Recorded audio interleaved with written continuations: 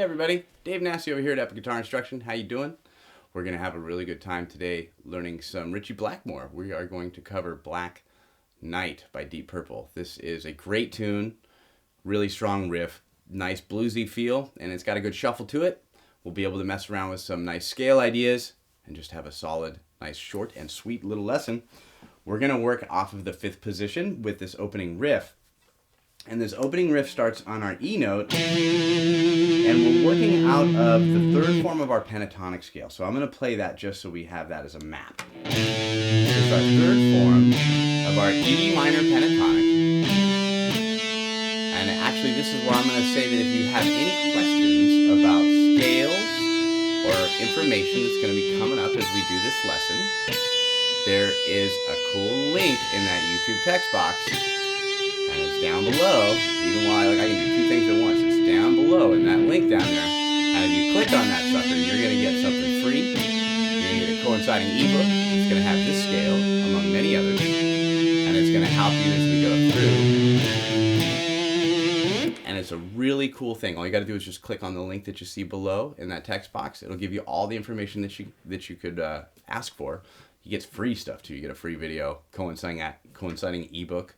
Maybe a guy that'll learn how to speak when he explains these things to you.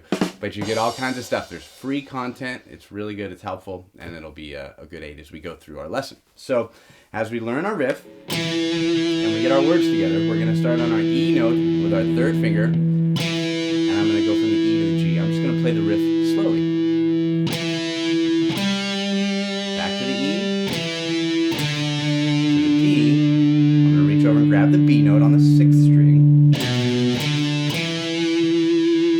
So if I take that so far, and that's the rhythm and pace of it. Going back to the G note, I'm going to hit my E note, watch my finger drop down, playing up to there.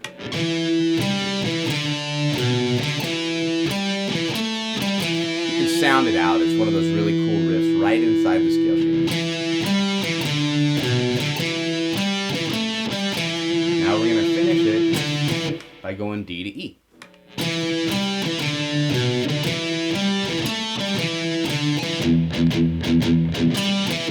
We're going to pivot off that low string a little bit just to provide more rhythm and tone in there, like what the bass would be doing. We're going to hit a G note on that 4th string with our fret hand, and then our fret hand is going to land over here on our E. And that's essentially our riff.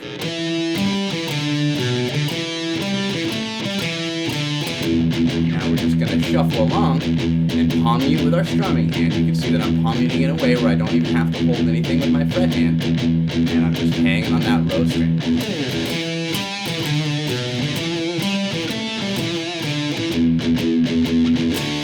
So this is a really cool feel. You can shuffle along, and that is your opening riff. Here we go. So we're solid there. On the tag here, we're going to have a different riff that is just a slight variation of that, but it works out of the same position. So we're going to start with a slide now from E to F sharp. So it's a nice little feel. Let me play into it, and that'll actually even help. Now to start something, stop, and, it'll help us better.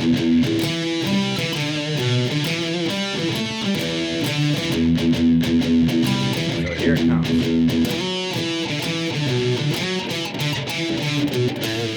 So we're gonna have a little bit of play in there, and let's go ahead and get that riff. Slide. Now, this is a jam band era, so there's variation of it. We could have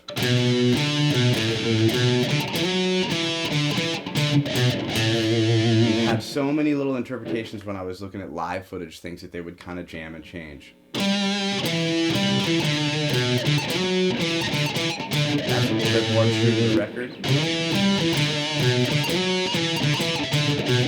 But essentially you're going to the A chord. That's all you're really kind of thinking of. So if you want to keep it really simplified, we're sliding on the 5th string and we're grabbing some of those notes, but we're ultimately walking our way down to the A chord.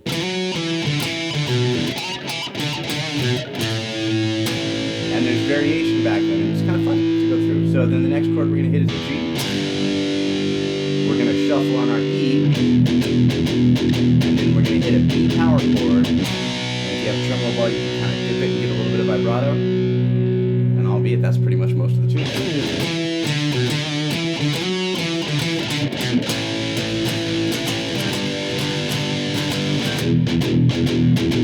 Now this shuffle is going to fill what happens in the verse. So in the verse it's really simplified. We just go, it's single noted. I'm playing from the 5th fret to the 7th fret. Single notes. And with my strumming hand I'm not stopping on that low E string.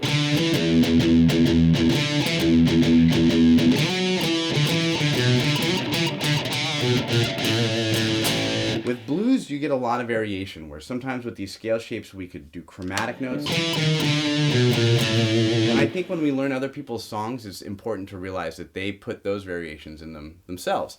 And a long time ago, it was a different time period where you could almost kind of jam out and everybody recorded at the same time.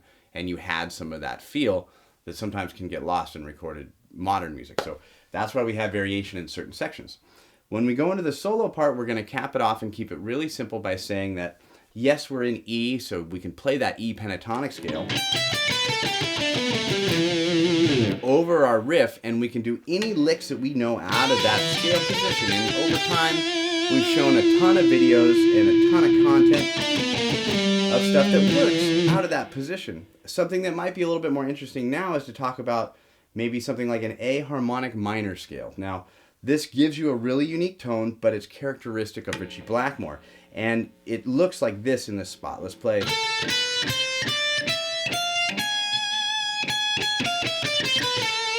Now listen, against that chord, the tone that you get is really, really neat.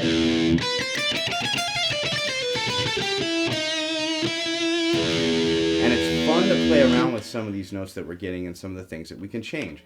So let's play the scale one time in its position here. We'll just get the feel for it, and like I said, we're having a nice introduction to something different. 5, 7, 8. 5, 7, 8. I'm going to jump up and hit this G sharp. Now that is my raised 7th, if they want to get all technical, but we're not even going to worry about that. We're just going to look at the scale shape. Notice I got that big stretch right there. But against this E chord, really cool, and it's a different tone. And in the solo to this song, where it's typically very bluesy, he gets out there right away and starts going into these interesting sounds and a lot of tremolo work and a lot of interesting bar work. But in this position, all you have to keep in mind is that this G sharp note is raised up. And in our scale world, anytime that comes up, I just hit that G sharp.